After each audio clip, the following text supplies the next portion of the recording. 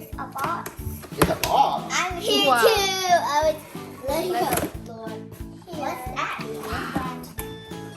What do you have? What's inside the box, Aiden? Puppy to mine. What is Hey, it? you're greedy. I gotta be careful. Wow. Ow. What is that? You're actually free. Rồi, làm sao mở được á? You need to open it while it's doing it.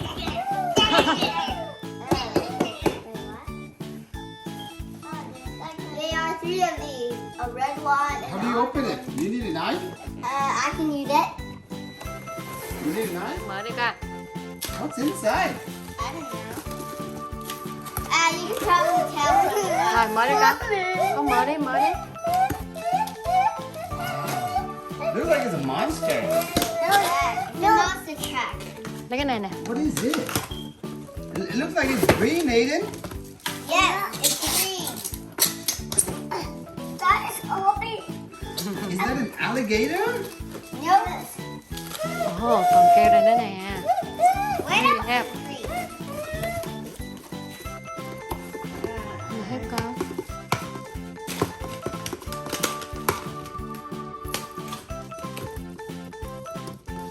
It's so hard, Aiden. Rồi, mở đi con. Mở đi. Xé ra luôn đi. Xé ra. I hate puppies. Oh, wow. Almost thấy I đấy. see something, Aiden. I see two green What wheels. is that? I see monster wheels. A Huh? green one. Wow. So if you guys want to get these, there are three of them: a red one, a green one, and then you got the green one, and an orange one. There are only three of them. So we can pick like from 3 different colors?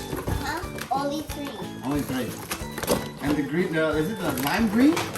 I think Wow. kind of like a. That is my move. That is my move. Wow. What is, Oh no, đi remote ở what is trai. the remote? Xong rồi lắm mắt nó nghỉ trong này. Mở đi con, mở nó đi. Can you open it? So guys, Một số mở. he gets a new toy in the car. He just busted the. Yeah, I think so. You smart, Aiden. He busted into it. He just busted You need to charge it? it. Yep. Cái sạc pin đúng không, Aiden? Yep. Cái sạc pin đúng không? Mấy cái sợi dây đâu? Cái màu. Cái dây điện nữa kìa, dây điện phải lấy sạc pin không hay là mở chạy được rồi? À, Có pin chưa? I think you need a sạc pin đó, Aiden. Con nghĩ con phải sạc pin đó. Hey, no, that's go. Đèn nó lên không? Cái đèn nó lên không? Đừng phải đó. Hình như phải sạc đó. Thấy không? Đưa bà coi cái đó cả. Cái đó là để sạc pin đó. Phải sạc nó, Aiden, để bà coi. What can I have? Gắn pin lại. Nè, tự nắp lại.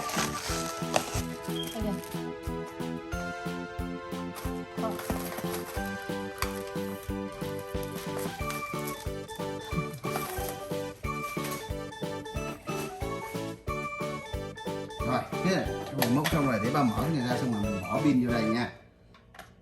Sao cái này nó kiểu như là cái khác.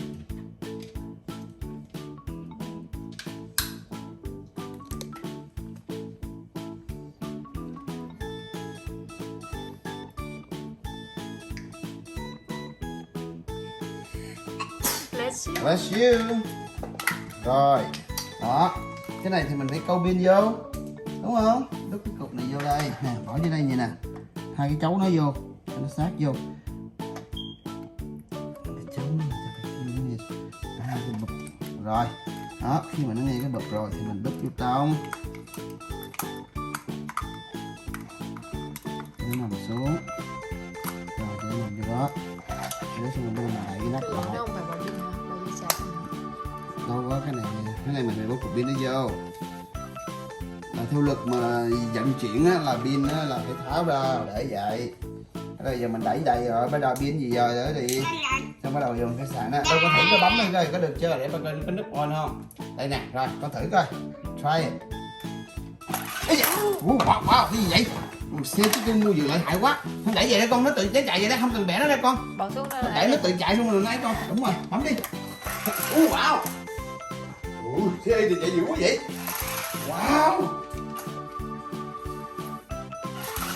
Đừng cầm remote ngược hay đúng vậy? Hay đừng cầm ngược remote hả ba?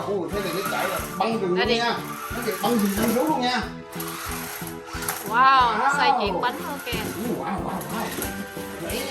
Hãy đừng cầm remote ngược hay xe xui vậy đây đi. Nó cầm đúng rồi. Cầm đúng rồi. À. Đúng rồi. Wow. Wow. Wow.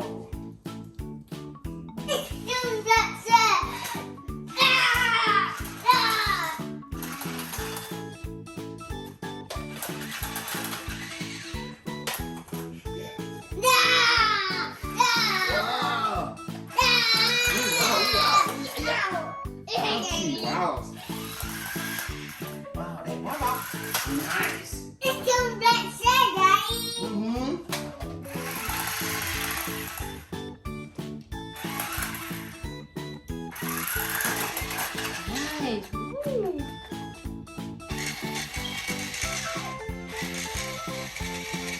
Hãy nằm xuống.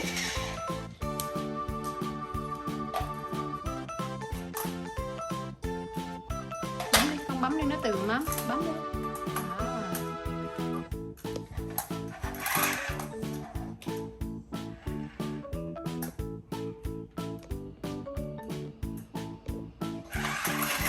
Wow, Aiden đứng dậy đi con, đứng dậy control nó. Kệ nó chạy được mà đừng có đỡ lại con. Stand up.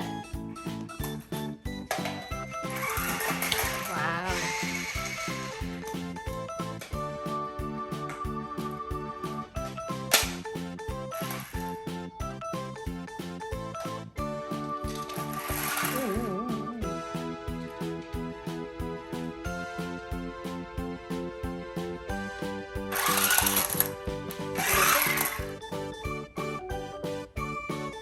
Nice. Vùng khác.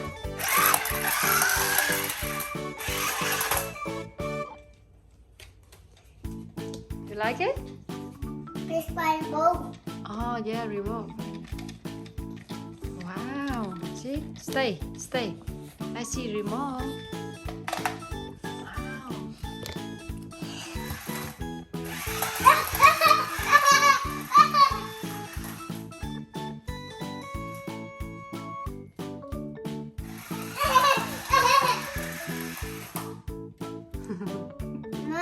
Not on, not me. Really? Not that. Not